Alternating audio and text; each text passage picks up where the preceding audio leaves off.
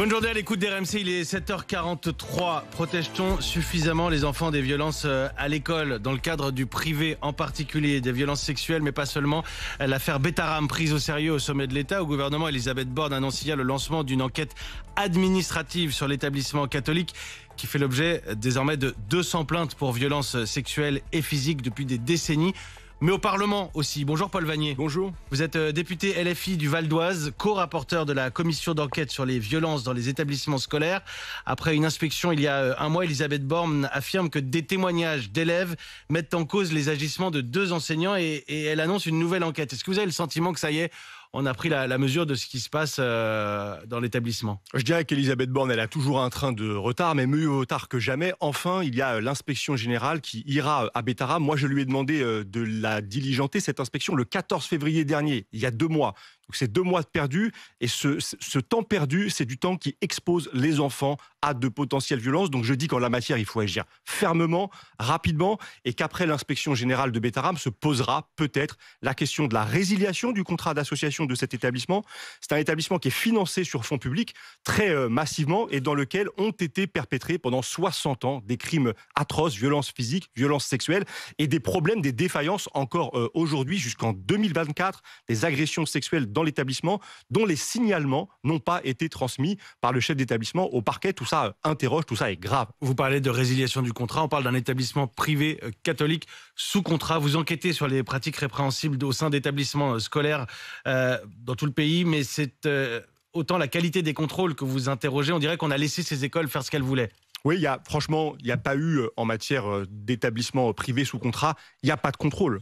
Le contrôle, il est absolument défaillant, il est inexistant. À Betaram, il n'y a pas eu de contrôle pendant 30 ans. Le contrôle financier, aujourd'hui, il est conduit au rythme d'une fois tous les 1500 ans. Et qui dit contrôle, dit pratique frauduleuse, dit non-respect de la loi et à la fin, mise en danger des enfants. Et on assiste en ce moment dans le pays à une libération de la parole.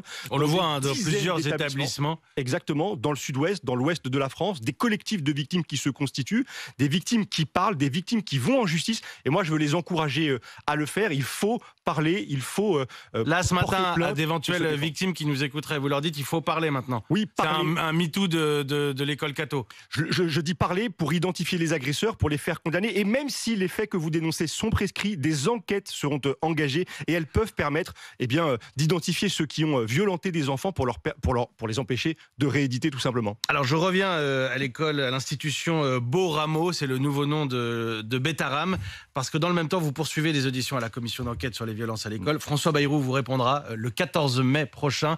On a noté la date. Vous posez la question de son rôle depuis le déclenchement de cette affaire. Que savait-il? Qu'a-t-il dit? Est-ce qu'il a ignoré des violences lorsqu'il était ministre de l'Éducation dans les années 90 ou même lorsqu'il était à la tête du département des Pyrénées-Atlantiques? Hier, vous interrogiez 2 témoins clés de l'affaire, un ex-gendarme et un magistrat qui contredisent la version de François Bayrou. On va rentrer dans le détail. Mais pour vous, le Premier ministre a menti? Il a menti devant les députés à l'Assemblée nationale à plusieurs reprises. Et François Bayrou a aussi menti devant les victimes de Betaram à Pau en février dernier. Il sera entendu le 14 mai par la commission d'enquête et il sera là sous serment. C'est la grande différence. C'est la différence que vous soulignez. Il devra un discours de vérité à la commission d'enquête et au-delà, à toutes les Françaises, à tous les Français qui suivent très attentivement nos travaux. Parce que jusqu'à présent, François Bayrou, il faut le préciser, le souligner, il récuse tout mensonge, il parle de polémiques artificielles. Ça, c'était début mars. Alors hier, vous avez auditionné le juge d'instruction Christian Mirande. Il enquêtait sur des accusations de viol à Betaram il y a une 30aine d'années. Il raconte avoir reçu François Bayrou chez lui. Et si on le croit, il apparaît que François Bayrou en savait plus que ce qu'il dit. Il apparaît que dès 1998, François Bayrou est informé des faits de violences sexuelles, des viols commis à Betaram par des encadrants sur les élèves. En 1998, François Bayrou est député et président du conseil départemental des Pyrénées-Atlantiques. Il n'est plus ministre de l'Éducation nationale. Il n'est plus ministre de l'Éducation nationale, mais comme président du conseil départemental, il a la charge de la protection de l'enfance. Et François Bayrou, informé de ces viols, ne fera rien et choisira pour dissimuler son inaction ces dernières semaines, ces derniers mois, de mentir en affirmant qu'il n'avait jamais reçu d'informations. C'est faux. Dès 96, il sait pour les violences physiques. Dès 98, il sait pour les violences sexuelles et il ne fait rien alors qu'il a les moyens d'agir pour faire cesser ces violences. Le juge Mirande qui affirme que c'est François Bayrou qui était à l'initiative de ce rendez-vous.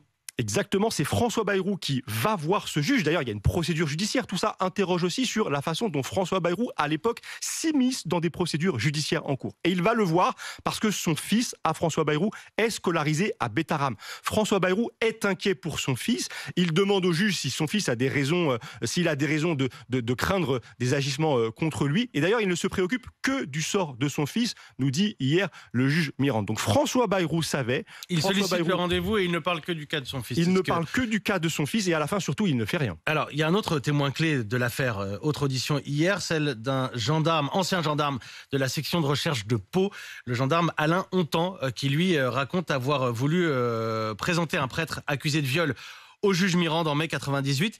Que lui a répondu le juge ? Eh bien, il arrive devant la porte du bureau du juge, on est à la fin de la garde à vue, et le juge lui dit « Monsieur Hontan, pardon, mais il faut repousser l'audition car le procureur général vient de me demander, et il m'indique que c'est François Bayrou qui lui a fait auparavant cette sollicitation, vient de me demander le dossier du père Caricart. Le père Caricart, c'est le violeur en série, l'un des violeurs en série de Bétarame. Et donc, il y a là un témoignage très important sous serment devant la commission d'enquête d'un gendarme aux états de service exceptionnels. Et ce gendarme nous dit qu'un de ses collègues est aussi témoin de cette scène. Nous avons des témoins qui Pourquoi nous c'est indiquent... important ? Cela nous indique que François Bayrou d'abord connaît le père Caricart en 1998. En février dernier, François Bayrou, devant les victimes de Bétarame, a affirmé ne pas le connaître.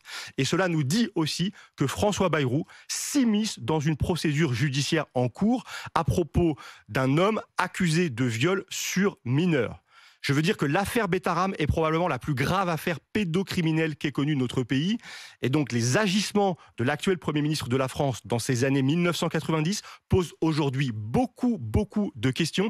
Et il devra répondre à ces questions. Il sera libre de ses réponses.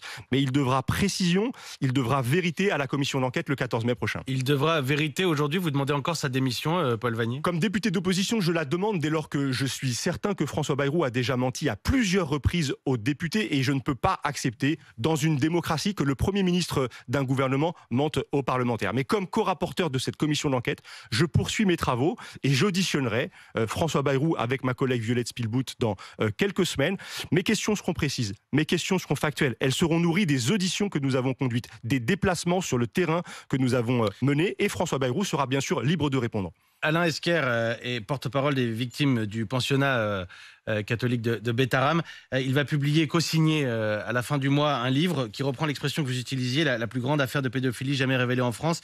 Il se dit que la fille de François Bayrou pourrait témoigner dans ce livre. Vous savez ce qu'elle dit dedans ?